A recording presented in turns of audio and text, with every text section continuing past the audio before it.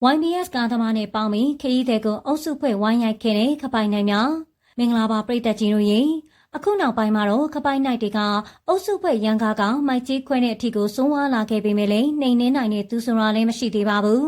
ဒီထက်ဆိုတာကတော့ကိုအရှိန်မှာတစ်ခုခုဖြစ်ရင်တော့ဝင်ကူမဲ့သူမရှိပဲကိုဖြစ်ကိုခံစနစ်ကြီးတစ်ခုလိုဖြစ်လာခဲ့တာပါ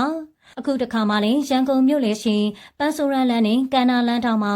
YBS စီးနှင်းလာသူလူငယ်တူကိုခပိုက်နိုင်များကအုပ်စုဖွဲ့ရိုင်းနှမှုမေလ19ရက်နနက်ပိုင်းတွင်ဖြစ်ပွားခဲ့တာပဲဖြစ်ပါတယ်။ဖြစ်စဉ်အစကတော့မနေ့က8:45မိနစ်မှာအမျိုးသားတဦးသွေးထွက်ဒဏ်ရာများဖြင့်လမ်းမော်တွေလမ်းကျနေတာကိုတွေ့လို့ဆက်သွယ်လာခြင်းကြောင့်ပရာဟိတအဖွဲ့များတွားရောက်ကူညီခဲ့တာဖြစ်ပါတယ်။အရိုက်ခံရသူကောင်လေးကတော့တက်19ဝင်းချိန်ကလေးတယောက်ဖြစ်ပြီးခေါင်းမှာသွေးတွေနဲ့လဲနေတာပါ။ဒါကြောင့်ကိုပူတူကတော့အစကကျွန်တော်ကိုဝိုင်းရိုက်ခံထားရတယ်ဆိုပြီးအကူကြီးတောင်းတဲ့ဖုန်းဝင်လာလို့လာခဲ့ကြတာဖြစ်ပြီးရောက်တော့ကောင်လေးကတတိလင်းနေတယ်။ခေါင်းမှာလည်းပေါက်ပြဲဒဏ်ရာပြတ်ရှဒဏ်ရာတွေ့ရတယ်။ဖြစ်စဉ်ကိုပတ်ဝန်းကျင်ကိုမေးကြည့်တော့ YBS ပေါ်မှာကပိုက်နိုင်ခံရတာလို့သိရတယ်။သူစီကဖုန်းကိုကပိုက်နိုင်သွားတာလို့သိလို့ပြောချိန်မှာပဲကပိုက်နိုင်တွေကကားပေါ်ကကန်ချပြီးအောက်မှာအုပ်စုဖွဲ့ဝိုင်းရိုက်ကြတာလို့သိရပါတယ်။ကားနံပါတ်လေး YBS 89ကားပေါ်မှာဖုန်းနိုင်ရင်ခရီးသည်ကမလုံဖို့ပြန်ခုခံရင်းကနေကပိုင်နိုင်တွေကကားပေါ်ကတွန်းချပြီးအောက်တွင်အုပ်စုလိုက်ရိုက်နှက်ခဲ့တာပါ။ရိုက်နှက်ခံရသူမှာတက်19နှစ်အရွယ်ရှိအမျိုးသားတဦးဖြစ်ပြီးဦးကောင်းညာဘက်ကျိုးဆောင်တွင်ပေါက်ပြဲဒဏ်ရာများရရှိခဲ့ကြောင်းလက်ရှိတွင်ရန်ကုန်ပြည်သူ့ဆေးရုံကြီးသို့ပို့ဆောင်ခဲ့ရတာပဲဖြစ်ပါတယ်။အခုလိုကားပေါ်မှာခပိုက်နိုင်လို့ကိုကပြန်ပြောရင်လေကိုပဲခံရတာပါသူတို့ကဖွဲလိုက်ဖြစ်လို့ဘယ်သူမှလည်းမကူညီရဲကြပါဘူးပတ်ဝန်းကျင်ကလည်းဝိုင်းကြည့်တာကလွင်ရင်ငါမဟုတ်တယ်လို့နေတာနေကြပါတယ်ကိုရှိမှမသေးမချင်းရိုက်သက်ရင်တော့ဒီလိုပဲကျင်နေကြတာပါဘဝတွေမလုံခြုံတော့တဲ့မြန်မာပြည်ပါဒါကြောင့်ဒီလောက်အတင်ရဲနေကြတာတချို့လိုင်းကအတက်ဆင်းမှာကပိုက်နိုင်အဖွဲ့တတိပြုပါလို့စာတန်းကတ်ထားပါတယ်တခါတလေကပိုင်းနိုင်တွေကိုမေးရင်မြတ်တာထားတဲ့လူတွေရဲ့လက်အပ်လိုက်ပါဆိုတဲ့သူတွေကြည့်ထားပါတိုင်းပြည်ကိုကောင်းချင်ရင်မကောင်းတဲ့သူတွေကိုပညာပေးရမှာပါနောက်မလို့ရဲအောင်မြန်မာပြည်မှာကိုအားကိုရမှာပါကျုံးမာတဲ့သူတွေများလာတော့သူများပစ္စည်းလေးယူသလိုသူများကိုလည်းဒုက္ခရောက်အောင်လုပ်တဲ့တဘဝဆန်နေအဲ့လိုပဲထမင်းတစ်နက်စားဖို့ခိုးစားနေရမယ့်သူတွေပါရိုးရိုးသားသားလုံးမစားချင်ကြပါဘူးဆိုပြီးအမျိုးမျိုးပြောဆိုနေကြတာပဲဖြစ်ပါတယ်တချို့ကတော့ဒီလောက်မြို့လေခေါင်းကြီးမှာဝိုင်းရိုက်ခံနေရတာဘေးကကဲမဲ့သူတယောက်မရှိတော့ဘူးလားအိမ်နာကပတ်ဝန်းကျင်တွေကဒီတိုင်းကြည်နေတာအံ့ဩရောပဲ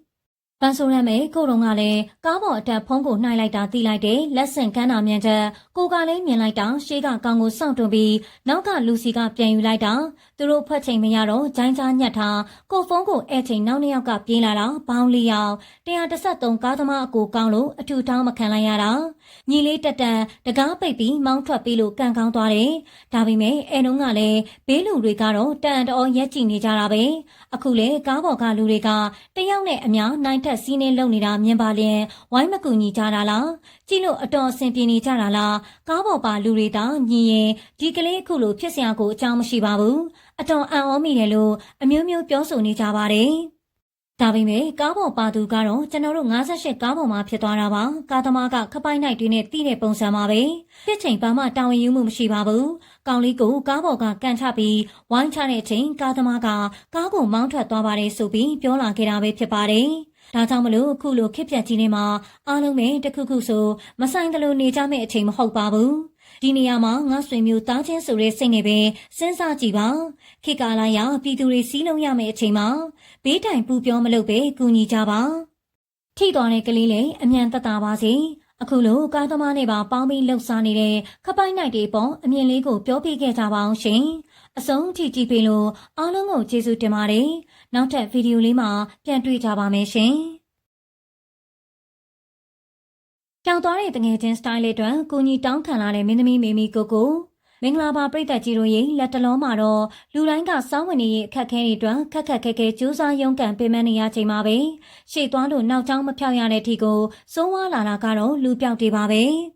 အခုချိန်မှာတော့ဖုန်းကလေးတစ်လုံးနှက်ကက်ကလေးတရံအတွက်နဲ့လေတိုစင်းနဲ့တူခံရပြီးပါသွားကြတယ်လို့လူအသက်တွေကိုပါကြက်ကလေးငှက်ကလေးတစ်ကောင်လို့လူမဆန်စွာတက်နေကြတာကလည်းအားလုံးမြင်ပါပဲအခုလိုတိုးတက်နေတဲ့ social media ခေတ်မှာတနေ့ Facebook ဖွင့်လိုက်တာနဲ့မြင်တွေ့ရတာကတော့လူပြောက်ကြော်ညာတွေပါပဲဒီအချိန်မှာလူငယ်တွေတင်ပျောက်ကြတာမဟုတ်ပဲအသက်အပိုင်းခြားမရှိကလေးလူကြီးလူငယ်လူရွယ်မျိုးစုံပျောက်နေကြတာဖြစ်ပါတယ်